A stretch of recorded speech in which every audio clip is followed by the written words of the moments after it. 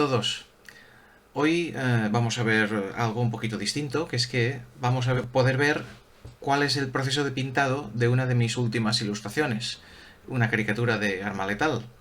¿Vale? Entonces, pues bueno, hablaremos un poquito de brochas, de pinceles, de proceso, de cosas a tener en cuenta. Y nada, espero que os guste y bueno, si no os mola, pues cambiáis de canal y no pasa nada, ¿vale? Venga, pues hasta ahora, nos vemos. Pues nada, vamos a comenzar un poquito con esta ilustración. Os comento que esto es básicamente una ilustración hecha sobre papel Bristol, en este caso DIN A4, escaneada a muy alta resolución. Ha sido dibujado con rotuladores Blackliners de Molotov, que me gustan mucho, y bueno, en otra ocasión ya hablaremos de este tema, de los rotuladores. Entonces, como veis aquí ya estoy empezando a pintar. Estoy añadiendo lo que sería el tono básico. En esta demostración veremos el pintado de este personaje, el sargento Murtaugh, de Arma Letal. Y bueno, iremos comentando temas un poco de pinceles y esas cosas. Aparte de esto, bueno, yo que sepáis que claro, en este tipo de vídeo yo doy por sentado que ya tenéis un poquito de práctica en el propio Photoshop, es decir, que sabéis sobre el manejo de pinceles, que sabéis sobre un poquito de color y tal, y esas cosas. Es decir, no vamos a hacer clase total de Photoshop desde cero porque no es el propósito de estos vídeos, vaya. Entonces, respecto a los pinceles que estoy usando yo aquí, yo la verdad es que, bueno, me compré un par de sets de brushes que están muy bien.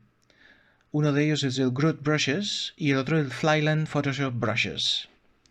Entonces, este pincel que utilizo yo, ahora mismo no recuerdo cuál de los sets pertenece y tampoco os puedo decir el nombre porque yo se lo cambié, es decir, le puse un nombre que me iba bien a mí para tenerlo organizado dentro de mi paleta de pinceles, con lo cual no puedo ayudaros. Pero bueno, no pasa nada porque el hecho es el siguiente, ¿no? Y es que vosotros si compráis un set de pinceles que están muy bien de precio, hay particulares que hacen pinceles excelentes, ¿no? O aficionados, o gente profesional que hace pinceles.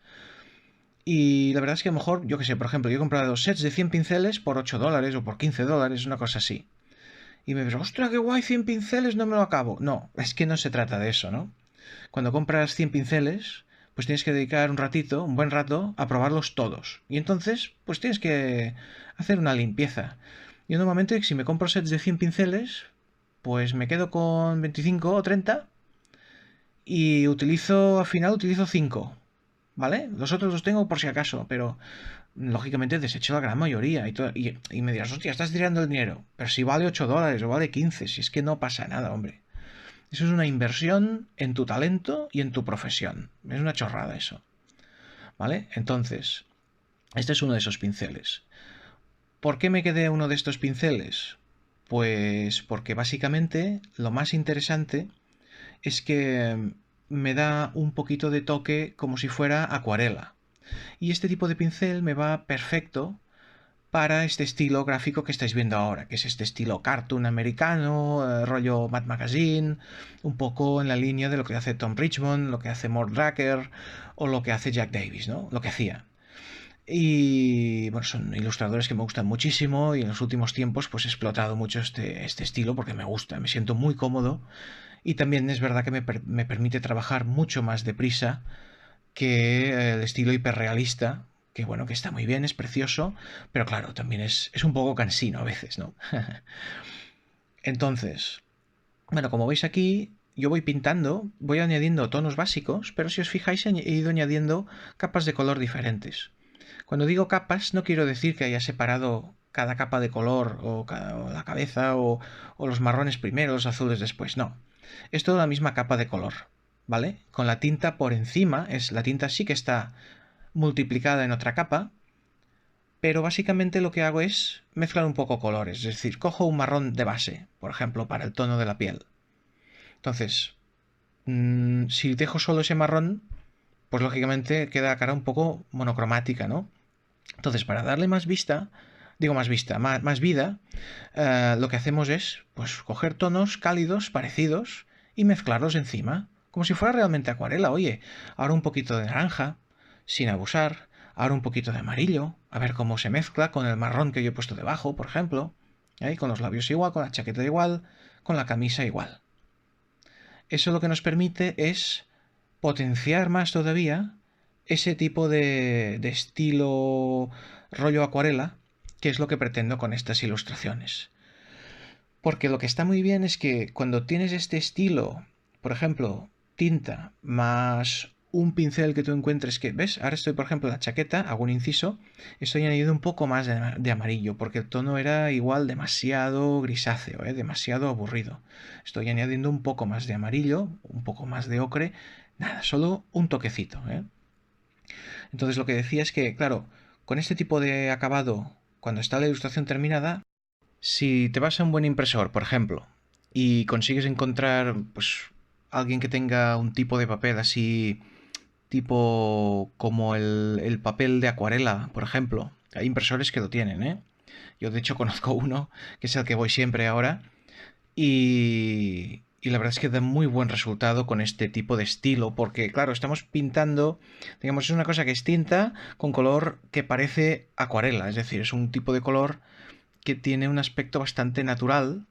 Y claro, el hecho de imprimirlo sobre un papel que tiene ese gramaje, que tiene esa textura arrugada, incluso muchas veces no es blanco del todo, sino que es un color marfil o color hueso, llámalo como quieras, pues entonces eso realza mucho este tipo de ilustración, ¿no? Seguramente no sería tan válido este papel para el digital.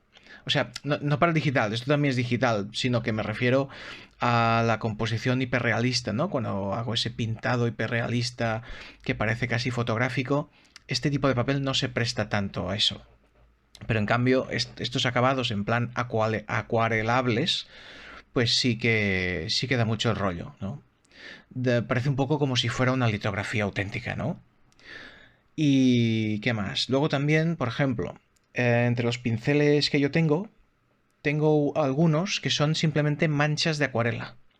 Entonces, ¿qué pasa? Que esos pinceles los guardo no para pintar, sino más bien para dar como un toque final añadido que le añade textura como para que parezca más todavía acuarela sobre el color final, en otra capa superior. Y a veces con multiplicar, a veces con algún tipo de luz focal, superponer, depende, ¿no? Depende del efecto. Siempre, siempre que sea una cosa muy sutil, muy sutil. No conviene abusar de eso, porque si no, se nota mucho que nos hemos pasado, ¿no? Igual, si abusamos de este tipo de efectos, yo creo que incluso te diría que parece poco profesional. Tiene que ser una cosa muy sutil, que parezca que realmente se nos ha caído una gota ahí, por ejemplo, ¿no?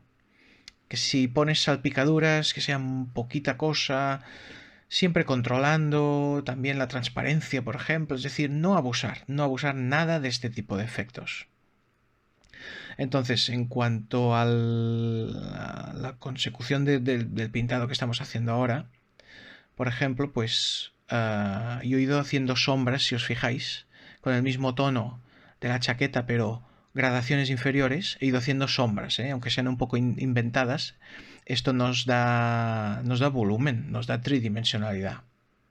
Ahora, por ejemplo, en la camisa estoy mezclando azul, si os fijáis.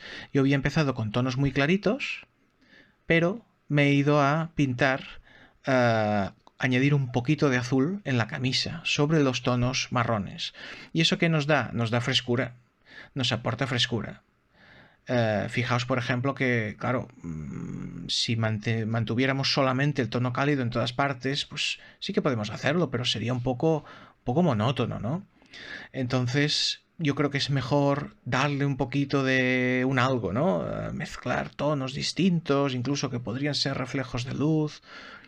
Siempre da más frescura mezclar un par de tonos más. O por ejemplo, las sombras, hacerlas tirando hacia el azul, por ejemplo, porque las sombras a veces tienen una reverberación de color que no es en el mismo tono que la parte del objeto que está iluminada.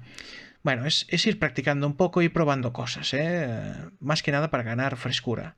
Ahora estoy haciendo un poco la textura de la chaqueta, como veis, esas rayas de chaqueta ochentera espantosa, y de sacarse los ojos, vaya. Y nada, pues como veis, son rayas que tampoco no tienen mucha pretensión, ¿eh? No, no están muy calculadas, son irregulares, es decir, todo eso añade el rollo cartoon más todavía y potencia el rollo cartoon, ¿eh? No son rayas súper perfectas, como la camisa de Riggs, tampoco están hechas un poco al tuntún, sin medir los espacios entre ellas, ¿eh? Todo muy fresco, muy natural, espontáneo, ¿eh? Yo creo que la clave de este estilo es la espontaneidad. Y nada, pues ya está, ahora me queda despedirme, ya se acaba el vídeo, y nada, daros las gracias una vez más, esperar que esto os sirva y os ayude a mejorar un poquito. Y nada, pues nos vemos en el próximo vídeo. Como digo, muchas gracias y hasta la próxima. Venga, propicios días.